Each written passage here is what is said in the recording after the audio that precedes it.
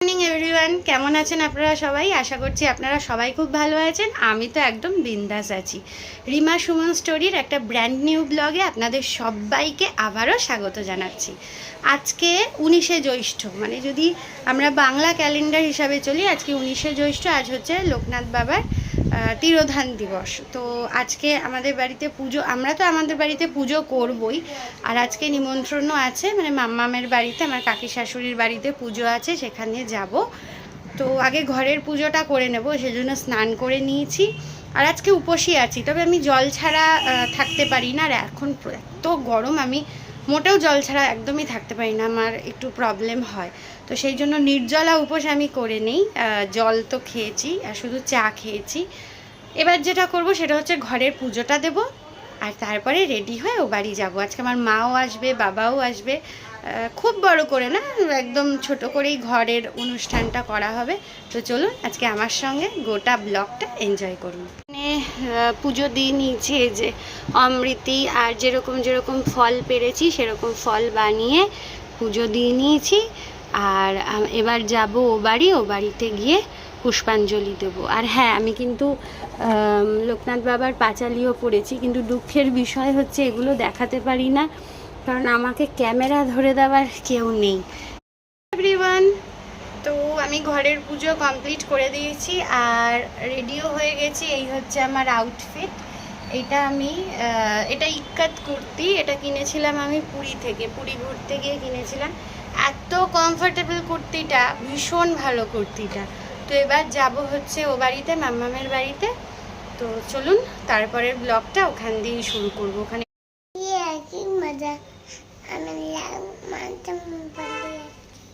আচ্ছা, আমি লিপস্টিক পরেছি বলে আমার মেয়েও লিপস্টিক পরেছে, একটু দেখিয়ে দাও। ও মানে যা যা আমি দিয়ে সাজবো সেটাও সাজবে। তো আমরা এখন যাব। কি আছে ওখানে শোনা? পুজো। হ্যাঁ, তো চলুন ঝটপট যাওয়া যাক।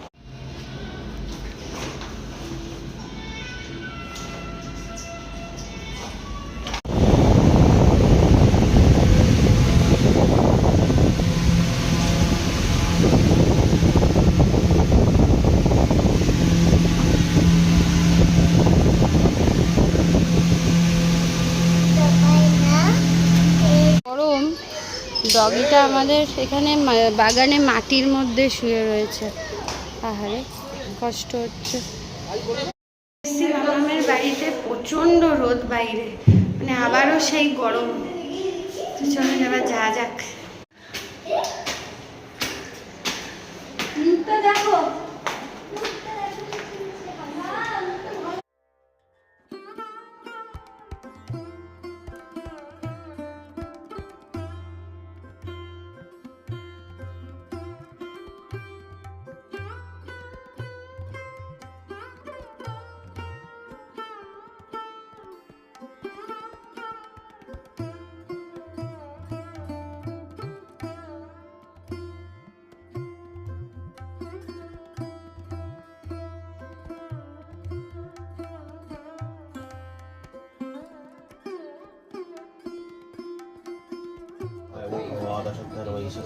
पुष्पाय ओम परमेश्वराय नमः ईद तदीपदाय संप्रदानाय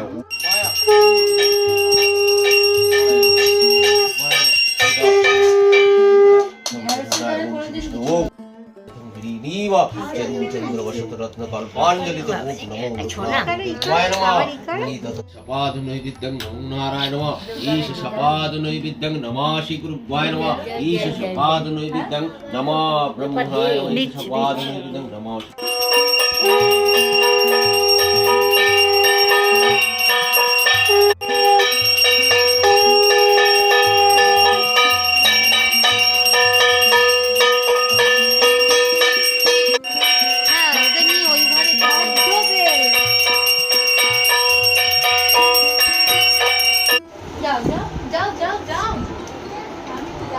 বাপুর সঙ্গে আমাদের নতুন খেলা শুরু হয়েছে। হ্যাঁ হ্যাঁ, যাচ্ছি। এই কিন্তু ঠনঠনে, এই কিন্তু মেন। আজ দিয়ার কোলে উঠে পড়েছে। দেখো দেখো আমি তো ওরা হাত ভর্তিতে কি ওকে নিয়ে গেছিলিস ওই জন্য আঙুলে পানি দিয়েছি আমাদের ভোগের প্রসাদ, আমি এই ভোগের প্রসাদই পেট ভরে খেয়ে নিয়েছি, আমি আর ভাতে নেই। না খাবো, তোমাদের দিয়ে একটু খাবো। আমি ভোগের প্রসাদ এতটা খেয়ে নিয়েছি, দুবার করে, খিচুড়িটা আমার এত ভালো লেগেছে যে আর নিরামিষ ভাত আর আমি খাবো না। হ্যাঁ হ্যাঁ, খাবার বিরতি। তো আমি ওই খেয়ে নিয়েছি। এবার মা বাবা এসছে, মা বাবা এখন ভোগের প্রসাদ খাচ্ছে, তারপরে খাবে ওরা ভাত, মানে নিরামিষ ভাত।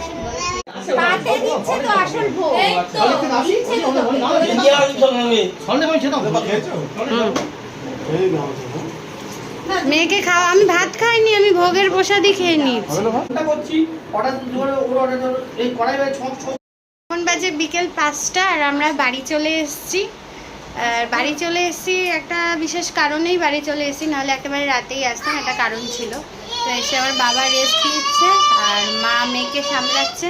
এবার একটু শোবো, 5টা বেজে গেছে, এবার একটু শোবো, একটু ঘুম পাচ্ছে।